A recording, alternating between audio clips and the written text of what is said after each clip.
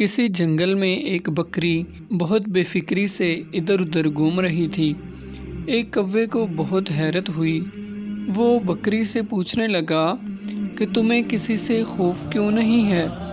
بکری نے کہا، بھائی میری بے فکری کا سبب یہ ہے کہ کچھ عرصہ پہلے ایک شیرنی اپنے 2 چھوٹے چھوٹے بچے چھوڑ کر مر گئی تھی۔ میں نے ان پر ترس کھا کر اپنے دودھ سے پال کر انہیں پروان چڑھایا۔ اب وہ جوان ہیں اور انہوں نے جنگل میں اعلان کر رکھا ہے کہ ہماری بکری ماں کی طرف کوئی میلی آنکھ سے نہ دیکھے۔ سو اب کسی بڑے خونخوار جانور کی ہمت نہیں کہ مجھ پر ہاتھ ڈالے، کسی چھوٹے موٹے جانور کا ذکر ہی کیا۔ کوے نے سوچا، کاش مجھے بھی ایسی نیکی کرنے کا موقع ملے اور پرندوں کی دنیا میں مجھے بھی احترام حاصل ہو جائے۔ وہ یہی سوچتا ہوا اڑتا ہوا جا رہا تھا کہ اس نے نیچے دریا میں ایک چوہے کو ڈبکیاں کھاتے دیکھا۔ وہ فوراً نیچے اترا اور چوہے کو دریا سے نکال لایا اور ایک بڑے پتھر پر لٹکا کر اپنے پروں سے ہوا دینے لگا تاکہ وہ خشک ہو جائے۔ جو ہی چوہے کے حواس بحال ہوئے، اس نے کوے کے پر کترنے شروع کر دیے۔ کوا بیچارہ نیکی کی دھن میں مگن تھا اور چوہا اپنی کارگزاری میں مصروف تھا۔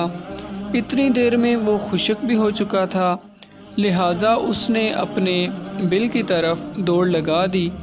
کوا نیکی کر کے بہت موج میں تھا۔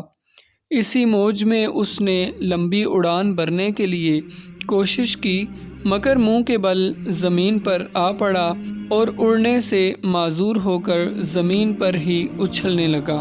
اتفاقاً بکری ادھر سے گزری تو پوچھنے لگی، بھائی کوے، تم پہ کیا آفت آن پڑی ہے؟ وہ غصے سے بولا، یہ سب تمہارا کیا درا ہے۔ تمہاری باتوں سے متاثر ہو کر میں نے نیکی کمانی چاہی۔ میں نے چوہے کی جان بچائی مگر وہ میرے ہی پر کتر کر بھاگ گیا۔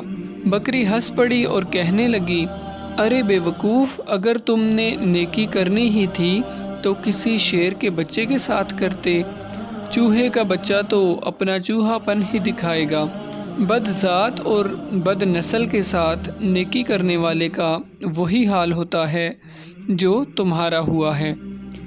یعنی کووں کے بچے موتی چگنے سے ہنس نہیں بن جاتے اور کھارے پانی کے کنویں منو میٹھا پانی ڈالنے کے بعد بھی کھارے ہی رہتے ہیں۔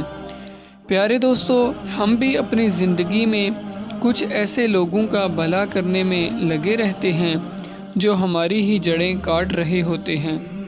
تو ایسے لوگوں سے خود کو بچا کے رکھیں اور قدم قدم پر محتاط رہیں۔